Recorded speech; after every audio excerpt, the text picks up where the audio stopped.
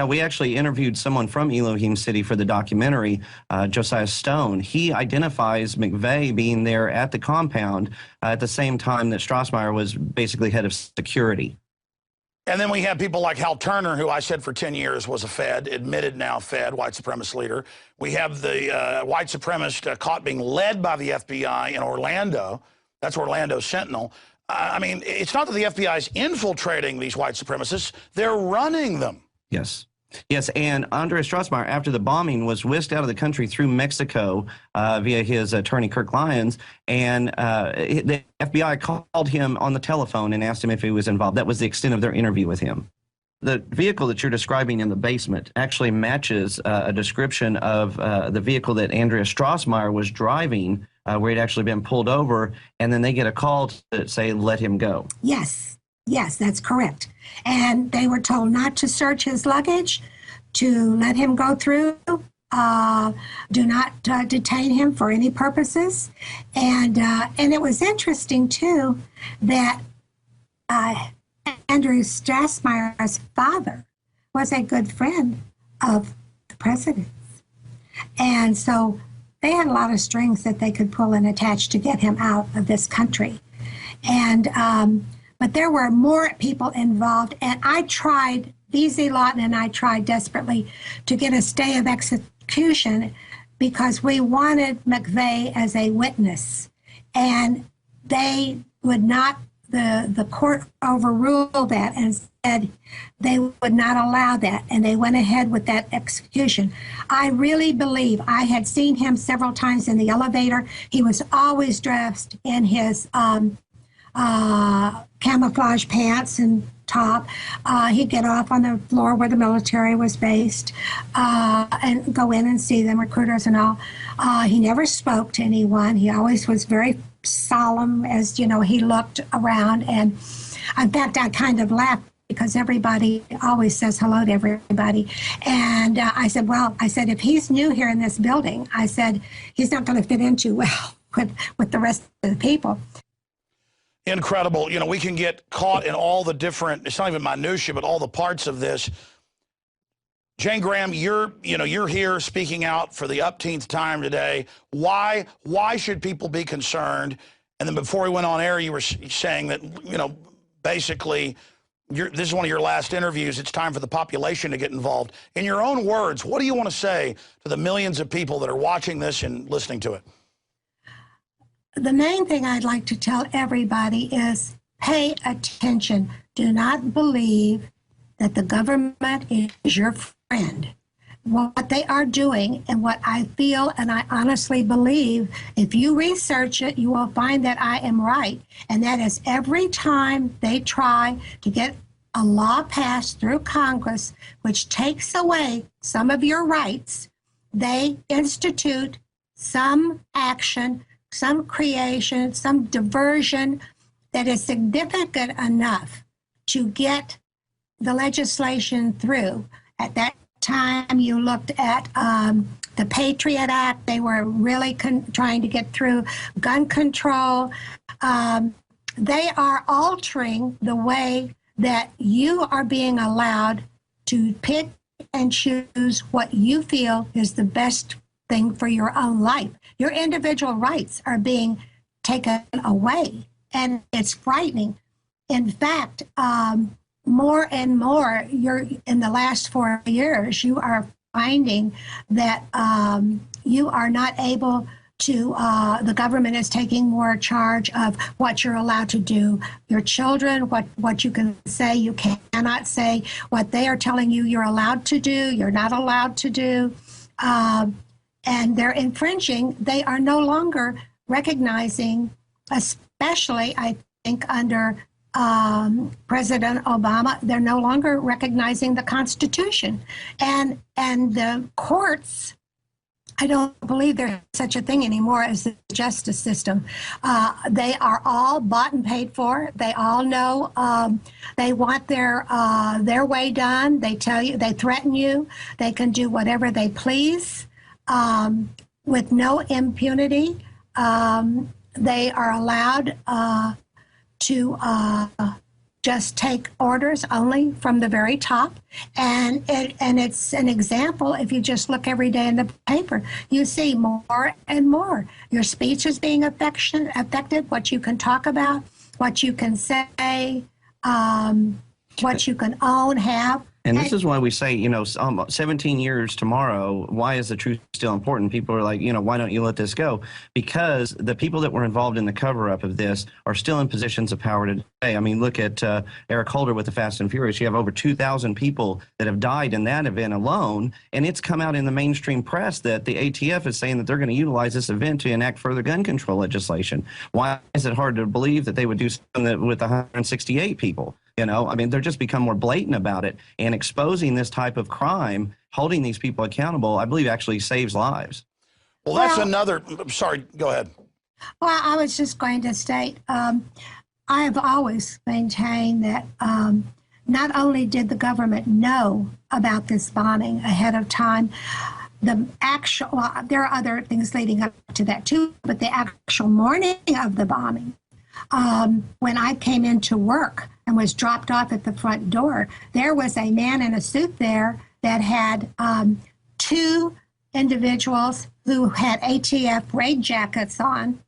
And I thought how strange that they would be standing out in front of the building talking like there's nothing going on. And they're supposed to be, and all the years I was there, I have never seen one ever with a raid jacket on, and didn't even recognize that what it was until I found out later from someone that indicates that there is something going down in that building, and they have to dress so that they can be identifiable readily. And in the parking lot across the street that day, there were cars there from Arizona, Colorado, New Mexico. It was amazing that that they had all of these other cars there that generally were not there from out of state. Yeah, and their stories changed back and forth. Oh, they were at a golf tournament, they were at this, but yet the ATF is outside the building that morning, identified by Jane Graham and other witnesses, and not a single ATF agent died in the building. They weren't in the building. They weren't. There was witnesses that overheard them saying, is this why we got paged to not come in this morning?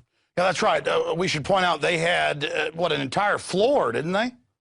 Yes, most, and that was actually where some of the greater damage was. There was ordnance inside there. There was explosives. There were weapons. They claimed that they didn't exist, and we show in A Noble Lie, we actually have footage of them taking out C4 and weapons out of the building. They say didn't exist. You have the governor, before he got the talking point, admitting they'd removed the bombs and the bomb squad. And just to be clear for people that are new to this information, the ATF, basically had to threaten people, hey, bandage us up. And they're like, well, you're not hurt.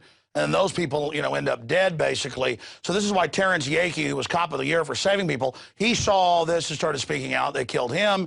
And then we have other police officers who were there as well, like Mr. Browning. And the FBI comes to him repeatedly and says, we're going to kill you and your wife. Shut up. I mean, this is, and he's in your film, A Noble Lie, that I should add is available at Infowars.com. But the point here is, this is life and death. I've been death threatened just as a talk show host covering this. I get death threatened so much I pretty much ignore it, but these are death threats where they tell you what's gone on in your house. They tell you who you've been talking to. I want to ask Jane if she's had any threats. I know Hoppy Heidelberg has, where they come to his house and basically point guns at him. I mean, that's how this stuff is so incredibly real. But again, the ATF, we know, blew up a Ryder truck months before in a test. That's even been on the news. We know the feds have confiscated all the surveillance tapes. I mean, it's so nightmarish that the feds could come and pick a building with a daycare, because most don't have daycares, and pick it.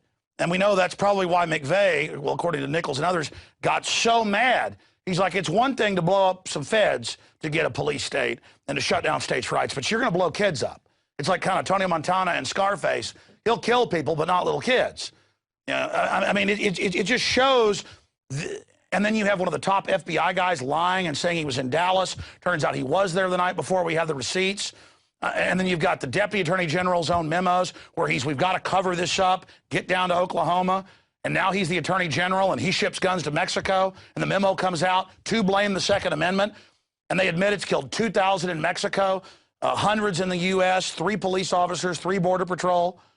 I mean, this is a false flag right there with Operation Fast and Furious. I know I'm ranting, but my God, this is so obvious. Jane, what do you say to that?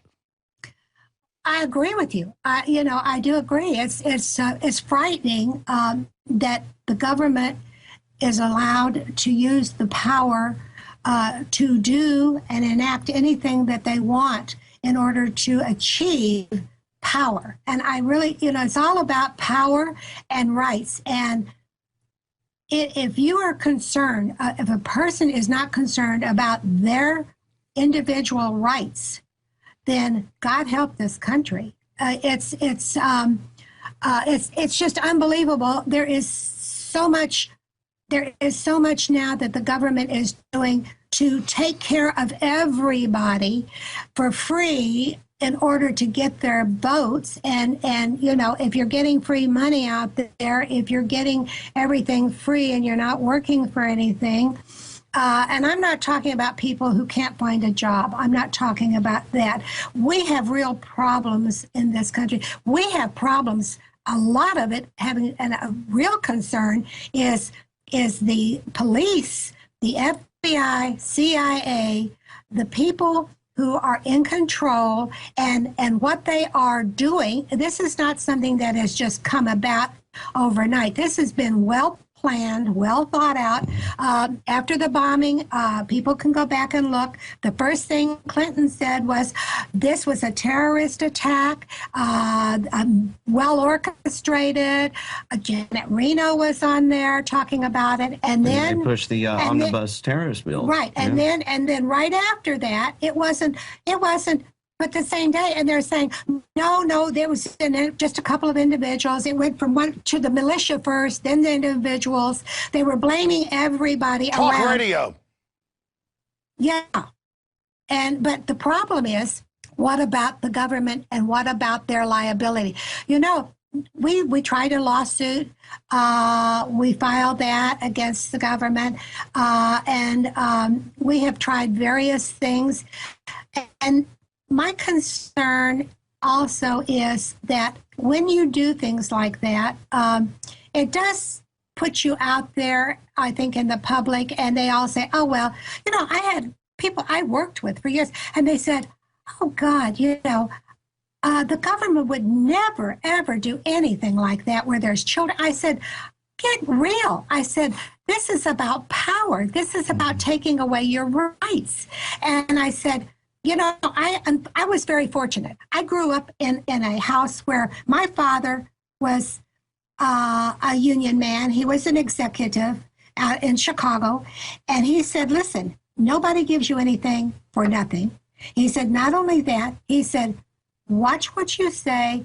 Look what the government does. He said, you better be careful. Look at it from every angle. Don't just believe something because somebody tells you that. And so, I grew up wary of just hearing and believing what somebody is telling me.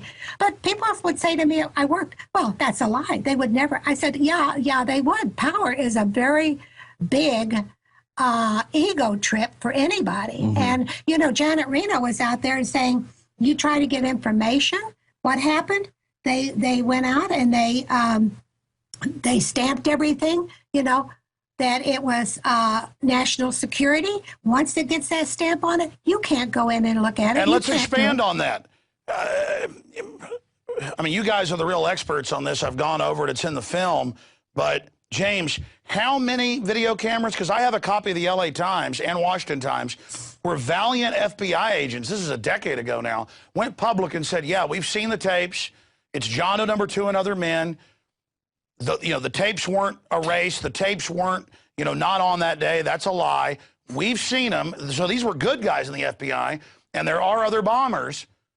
And then they basically get in trouble. But the point is, there were so many cameras on there, and they declared national security on them. All these lawsuits to get them, they won't release them. Right there. Why don't you release who did the bombing if it's McVeigh by himself?